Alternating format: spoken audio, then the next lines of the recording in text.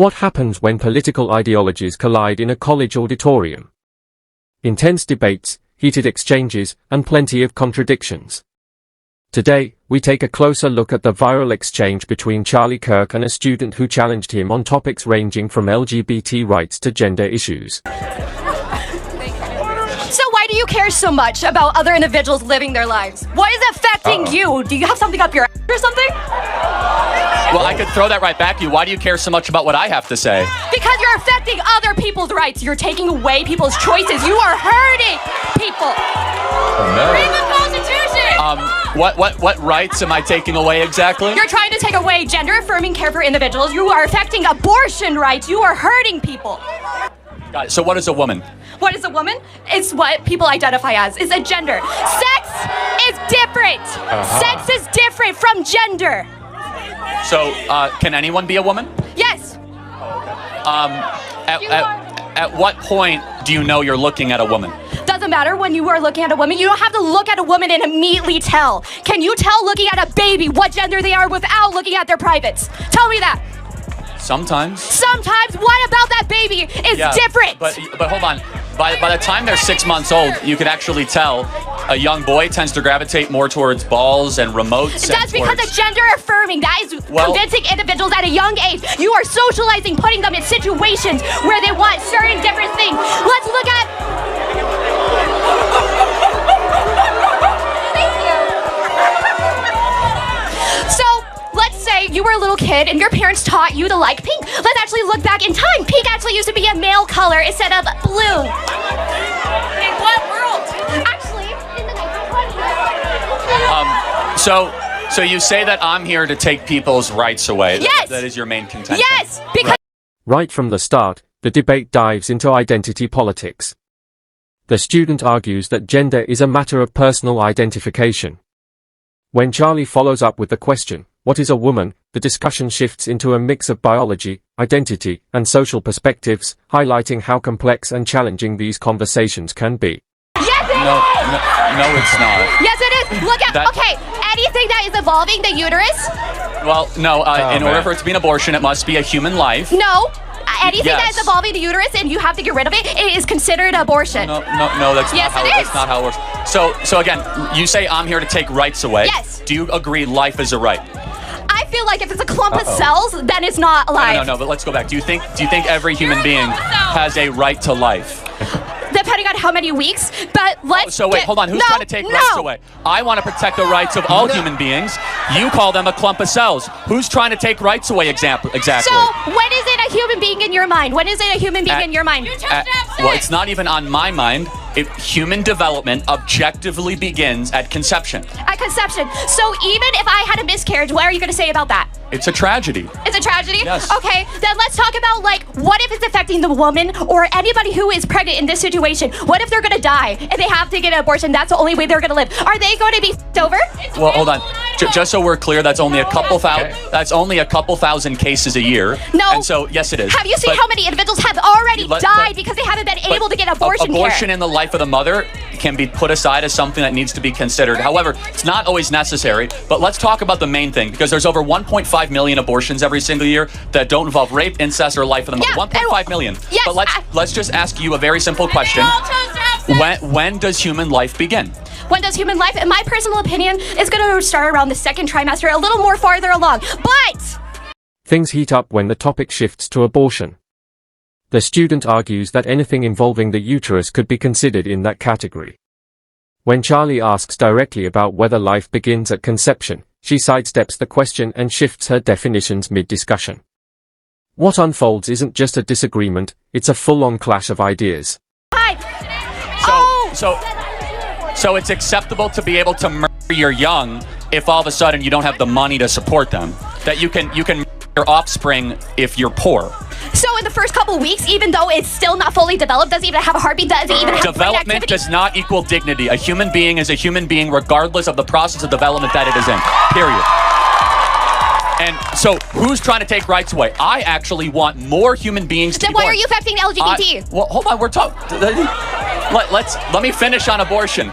I want more human lives, which, by the way, hilariously, would be more women would be born, because the right to life is paramount. You're trying to take rights away because you're okay with the massacring of little humans. Back to LGBT. It's been going throughout history, though. Abortion has been a big thing for yeah. a long time, and it affects people, and it hurts people. So as murder and slavery and child sacrifice, there's That is completely different.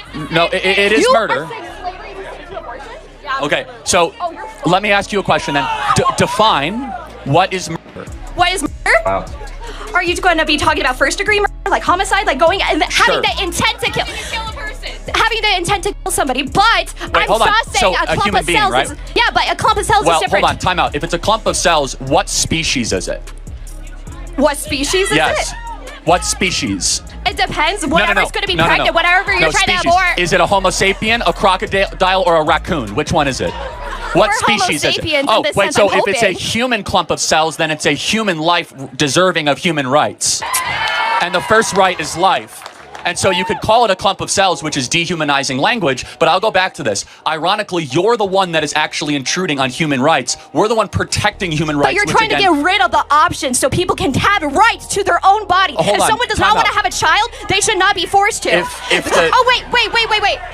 If we're going to be doing this, then what are you going to do about the children in the systems that have been being assaulted, that are being hurted? Put more money into the system so people can actually get adopted, or actually other things like that.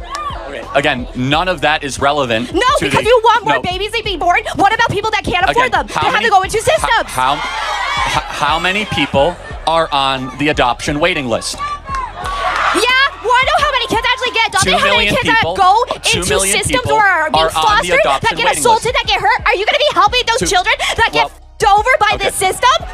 So there are 2 million people on the adoption waiting list. There are 1 million abortions every year. There are twice as many people that want to adopt than discarded children every single year. Now, I have to go back to a fundamental question, though, which I think is very important. Human development objectively begins at conception. You say it's around 2 trimesters. Can we agree that every human being, once your DNA is formed, you should have the right to life, the right to live the life the way you want to live it? Can we agree on that? How many weeks are we saying? No, I say again. Once we can acknowledge. Once the sperm is inside the egg. Correct. Yeah. No. Once the sperm is inside the egg in the first couple of days, no. Well, okay, but let's go through that. Isn't that when your DNA was formed? Yeah. But then, aren't you fundamentally at its core? You are the DNA is your blueprint for your life. That's who you are. It's a unique marker. It's my DNA, yeah. Yes. So if it's not your DNA, why is it your choice? Why is it my choice? Yes. If it's not your DNA, why do you have a choice to eliminate it? It's up to the individual that is having them inside of it. Oh, okay. It's their body. I don't care if it. The debate reaches its peak when the focus turns to responsibility. The student emphasizes personal freedom in making choices, even regarding pregnancy. Charlie counters by arguing that freedom comes with accountability, stressing that society can't thrive on personal desire alone. This powerful exchange highlights 2 very different perspectives on life, responsibility, and morality. Incest or other individuals like that, because incest is not only just rape or other situations. How about if I say? Let's talk about how eggs that get mixed up in How clinics. How about if I say I'm okay with abortion for incest and life of the mother? Let's make it illegal in the other circumstances. Would you agree? How are we going to be able to determine that all the time, though? Because what if it wasn't consensual? What if the individual was drunk, but they're married? Let's say they're married and they got raped. You can get a rape. Again, you keep on interrupting me, but you can report rape as a crime. You can also do a blood test to find out if it's incest. But 99.9% of all abortions are not rape and not incest and not life of the mother. How did that woman get pregnant in those certain situations? Did she just walk through campus and it just appeared and all of a sudden a baby is in her uterus? Or did she do something to decide to potentially have a child?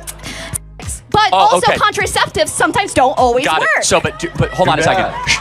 Shouldn't you take responsibility for your orgasms? I don't think those men can make me. I'm going to be honest. Oh, okay. Well, again, outside of that statement, I'm not even sure how to take that, to be honest. You brought up orgasms. Okay.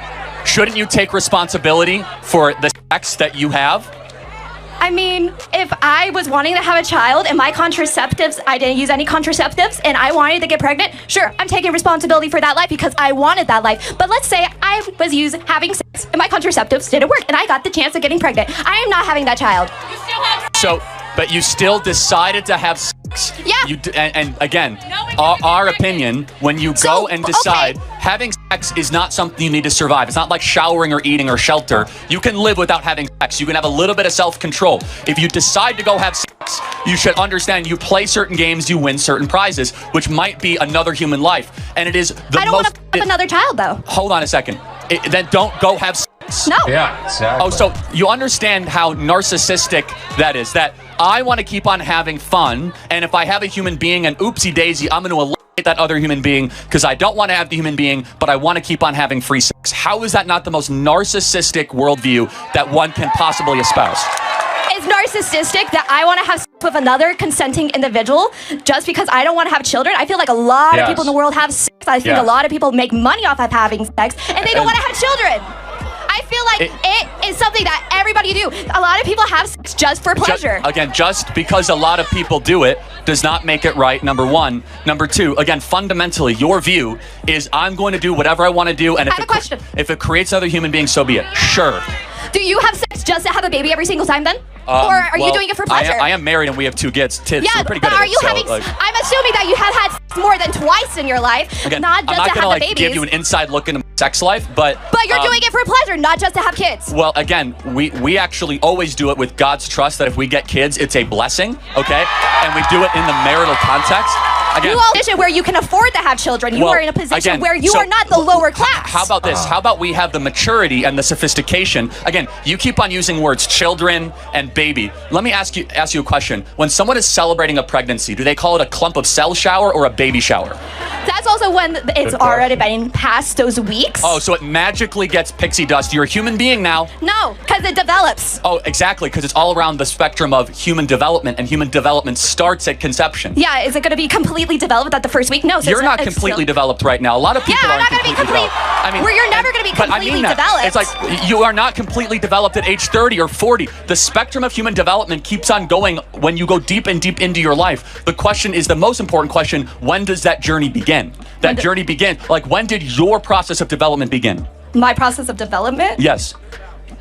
Yeah. Conception. Every person in this audience, your life started at conception. And your own DNA, from your eye color to your hair color to your height, from your likes and your dislikes, whether you're an introvert, you're an extrovert, all of that was coded into your deoxyribonucleic acid at the moment that you were a zygote. And so that human deserves constitutional and human rights. And again, you came up here with the accusation saying, I am here taking away people's rights. You are. Again. So you are affecting LGBT rights and abortion rights. You are affecting individuals that can't always speak for themselves. Got it. So again, I think we have gone through this plenty of times. I want to get to the next question. Okay. But maybe we can get to some. I'll burn it. You'll burn it. Okay. Maybe we can get to some approximation of an agreement. Can we agree? No. Oh. Okay, bye. Can we agree on? I will pray for you this Holy Week. Thank you for your time. Please don't ever pray for me. This debate wasn't just a shouting match, it was a collision of worldviews. The student opened with accusations against Charlie Kirk, but as the conversation moved through gender, abortion, responsibility, and adoption, her arguments became less clear. On gender, she argued it was purely subjective but struggled to define what a woman is. On abortion, she broadened the term beyond its medical definition and avoided answering when life begins, contrasting Kirk's appeal to biology. On responsibility, she framed abortion as a backup plan, while Kirk emphasized that freedom requires accountability. On adoption, she pointed to broken systems, but Kirk countered with data showing millions of families waiting to adopt. The exchange ended when Kirk offered to pray for her, and she rejected it as negative energy, a moment that underscored just how deep the divide ran.